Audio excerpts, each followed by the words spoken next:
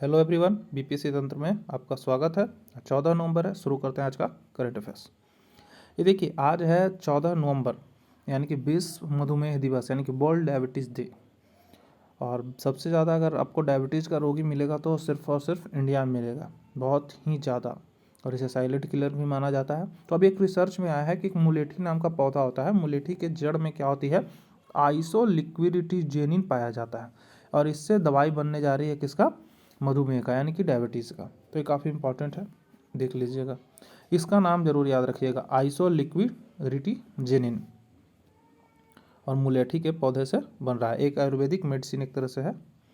ये देखिए, लगने जा रहा है दिल्ली में 40वां अंतर्राष्ट्रीय व्यापार मेला। 40वां यहाँ लगेगा नई दिल्ली के प्रगति मैदान में, 14 से 27 तक रहेगा। और सबसे बड़ी बात है कि बिहार इसका क्या है, पार्टनर स्टेट है। बिहार इसका पार्टनर स्टेट है। और इसमें खास है कि पद्मश्री जो दुलारी देवी है वो यहाँ लाइव पेंटिंग करेगी। तो एक बार तो अभी तो इनको पद्मश्री मिला है, बहुत ज़्यादा न्यूज़ में रही हैं। साथ ही साथ मोदी जी को गिफ्ट की थी, तो मोदी जी ने इनको ट्वीट भी किया था, तो काफ़ी ज़्यादा चर्चा में रही है राठी गांव की दुलारी देवी। तो 14 से 27 तक लगेगा। और इसमें अगर पीटी ओरिएंटेड देखा जाए तो देखिए कौन कौन है। सिक्की कला में नजदा खातून करेंगी, मंजूसा कला में मनोज पंडित, टेराकोटा में जगदीश पंडित इसका जीवंत प्रदर्शन करेंगे। ठीक है, उसके साथ अगर इम्पोर्टेंट अगर कुछ है तो देखिए, इसमें कुछ कभी कभी मिलान करने के लिए देता है कि कौन सी कला कहाँ से फेमस है। तो नालंदा का बावन बूटी, भागलपुरी का सिल्क तो फेमस है, मिथिलांचल का मधुबनी पेंटिंग फेमस है, और पटना का टिकुली कला। याद रखिएगा कि नालंदा का बावन बूटी और पटना का टिकुली कला है। और 22 नवंबर को तो बिहार दिवस मनेगा, तो इसी के अंतर्गत मन जाएगा, वहीं पर मन जाएगा।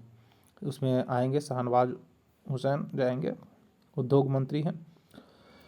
तो देख लीजिएगा इसमें, और अगर कुछ हो इम्पोर्टेंट तो नोट कर लीजिएगा। बिहार में पहली बार हो रही है पक्षियों की गणना, तो ये काफ़ी इंपॉर्टेंट है। और कौन कर रहा है, तो बॉम्बे नेचुरल हिस्ट्री सोसाइटी कर रही है इस बार पहली बार, ध्यान रखना है। और इसमें इंपॉर्टेंट है कि कौन से मेथड से होने वाली है, तो पॉइंट काउंट मेथड से होने वाली है, पॉइंट काउंट मेथड से। ठीक है, और देखिए एक रिंगिंग बर्ड भी आ रहा है कि इसमें क्या होता है कि बर्ड को मतलब छल्ला पहनाया जाता है। तो अगर रिंगिंग बर्ड किससे संबंधित है, तो भी है पक्षी के गणना से। ठीक है, अब देखिए कि बिहार सरकार 2 बुक भी निकाली है पक्षियों के लिए, एक बर्ड्स ऑफ बिहार के नाम से नाम की 2 पुस्तकें प्रकाशित की है, बर्ड्स ऑफ बिहार। इसके साथ ही एक और बुक आता है ई बर्ड इंडिया, ई बर्ड इंडिया है। 2 बुक का नाम आपको याद रखना है। चलिए नेक्स्ट चलते हैं। ये देखिए, एक राजगीर में है जीवक आम वाटिका, ये वैद्य जीवक के नाम पर है। खैर ये न्यूज़ तो आया है कि इनकी बाउंड्री वगैरह टूट गई है, तो लेकिन हमारे लिए पीटी ओरिएंटेड, ये वैद्य जीवक किसके दरबार में थे, तो ये आपके बिम्बिसार के। और याद रखिए इन्होंने बिम्बिसार का असाध्य रोग का इलाज भी किया था, और काफ़ी मतलब फेमस वैद्य थे। इतना ही नहीं, अवंतिका के राजा चंड प्रदोत्य इनको पांडु रोग से पीड़ित थे, उनका भी इलाज किया था। साथ ही साथ भगवान बुद्ध के भी इलाज किए थे, मतलब भगवान बुद्ध के भी समकालीन थे। और यूपी एलडीसी या एलडीए में क्वेश्चन पूछ चुका है कि जीवक किसके जिन्होंने किनके बौद्ध का इलाज किया था और किसके दरबार में आए थे। तो आगे क्वेश्चन ये भी पूछ सकता है कि किसके समकालीन थे, किसके दरबार में थे, या फिर इन्होंने किसका इलाज किया था। तो चंड प्रदोत, बिम्बिसार, और ऐसे तो किसने का किया था, लेकिन फेमस भगवान बुद्ध थे और वो बिम्बिसार के दरबार में थे। नेक्स्ट, और एक बात और कि जीवक के नाम पर जो वाटिका है वो कहाँ है, राजगीर में है, याद रखिए। ये देखिए, सीएम का भी आगमन होने जा रहा है पश्चिमी चंपारण में। तो वहाँ एक त्रिवेणी नहर है, ये ऑलरेडी पूछ चुका है त्रिवेणी नहर से रिलेटेड क्वेश्चन। तो याद रखिएगा कि त्रिवेणी नहर कहाँ है, तो पश्चिमी चंपारण में है, और भारत नेपाल सीमा के जस्ट बॉर्डर पर है। तो थोड़ा न्यूज़ में भी रहा है, वहाँ कैबिनेट भी लगने जा रहा है, तो पूछ सकता है। ये देखिए, अभी एक बुक लिखी गई है, कुणाल कुमार जो आईपीएस हमारे रह चुके हैं, कुणाल, उनकी जीवनी है। और बुक का नाम है दमन तक्षकों का एसपी कुणाल की जीवनी है। तक्षक क्या था, एक सांप था, एक मतलब दंतक कथा है कि तक्षक एक जहरीला सांप था जिन्होंने राजा परीक्षित को काट लिया था, इससे उसकी मृत्यु हो गई थी।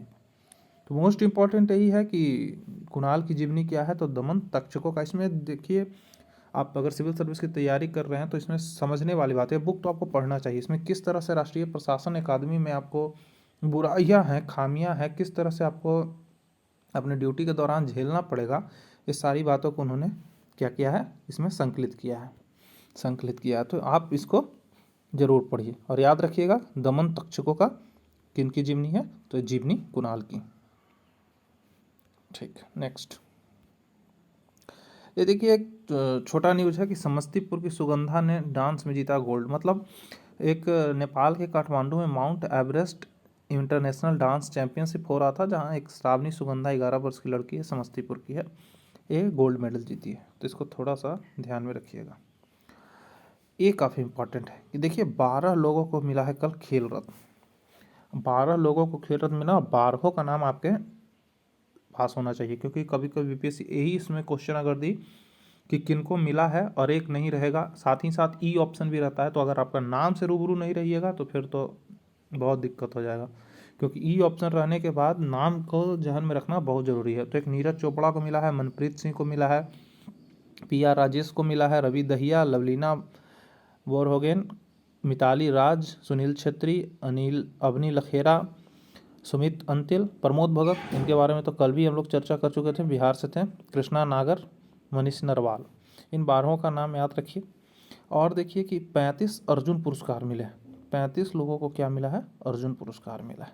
तो इसका नाम तो रखना बहुत ही मुश्किल है, लेकिन जो बिहार से होंगे उनका एक अलग मैं वीडियो बना दूंगा कि किनको बिहार से खेल रत्न मिला है, किनको अर्जुन पुरस्कार मिला है, उसका नाम हम लोग याद रखेंगे।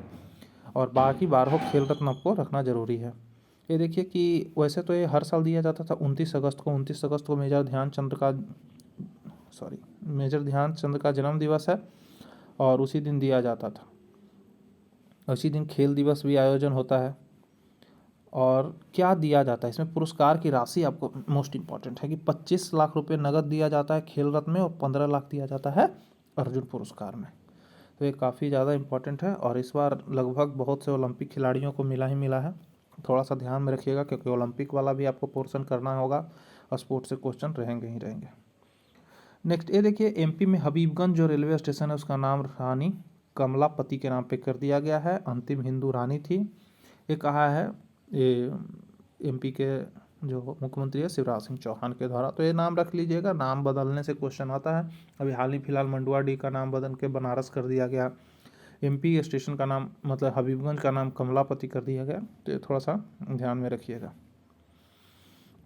ये देखिए, दिल्ली पहला स्टेट बन गया है जो पॉल्यूशन के कारण लॉकडाउन लगाया है। 1 हफ्ते तक पूरा दिल्ली बंद कर दिया गया है, सरकारी स्कूल कर्मी सब वर्क फ्रॉम होम करेंगे। तो पॉल्यूशन के अकॉर्डिंग लॉकडाउन लगाने वाला पहला स्टेट कौन बन गया है, दिल्ली बन गया है। एक न्यूज है कि महाराष्ट्र में सर्वाधिक 2020 में सर्वाधिक खुदकुशी की गई। मध्य प्रदेश, महाराष्ट्र, तमिलनाडु, महाराष्ट्र सबसे ज़्यादा है, तमिलनाडु दूसरे नंबर पर है, तीसरे नंबर पर मध्य प्रदेश रहे हैं। ये न्यूज़ तो काफ़ी सोचनीय है, और शायद हमारी गवर्नमेंट को सोचना चाहिए कि एक भारत जैसे पुरुष प्रधान मतलब इतना युवा प्रधान देश में और खुदकुशी हो रही है। और सबसे बड़ी बात है कि खुदकुशी का रीजन बेरोजगारी बन के आ रहा है, बेरोजगारी गरीबी आ रहा है। इससे पहले जब एक रिपोर्ट आया था उसमें पारिवारिक कलह भी आया था सबसे ज़्यादा, लेकिन अभी का जो रिपोर्ट आ रहा है उसमें बेरोजगारी के कारण सबसे ज़्यादा लोग मरने वाले हैं। ये देखिए, आज़ादी का अमृत महोत्सव के ऊपर एक ऐप लॉन्च किया गया, आज़ादी के संस्कृति मंत्रालय के द्वारा किया गया है। आप लोग देख सकते हैं प्ले स्टोर पर यही ऐप है जो कि आ गया है, ministry of culture, government of India, आज़ादी का अमृत महोत्सव। तो ध्यान में रखिएगा, ऐप लॉन्च किया गया। ये देखिए, ओजोन परत में अभी एक बहुत बड़ा छेद मिला है, और हम लोग को पता ही है कि ओजोन के लिए कौन सा मॉन्ट्रियल प्रोटोकॉल होता है, जो 2060 तक तो रिकवर करने की बात हुई थी। ऐसे मॉन्ट्रियल प्रोटोकॉल 1987 में हुआ था, और 89 तक हम लोग का उम्मीद था कि उसको मतलब अप्लाई कर दिया गया था। तो अभी देख सकते हैं O3 है, और इसमें छेद होने का रीज़न वही क्लोरोफ्लोरोकार्बन है। ओजोन की मोटाई हम लोग डॉप्सन यूनिट में मापते हैं।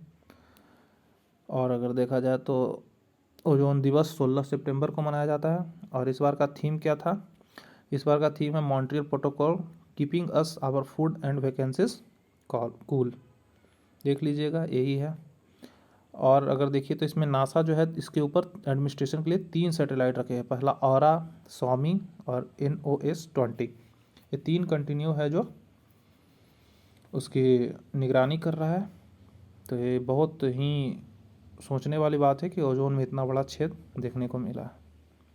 तो आज के लिए बस इतना ही।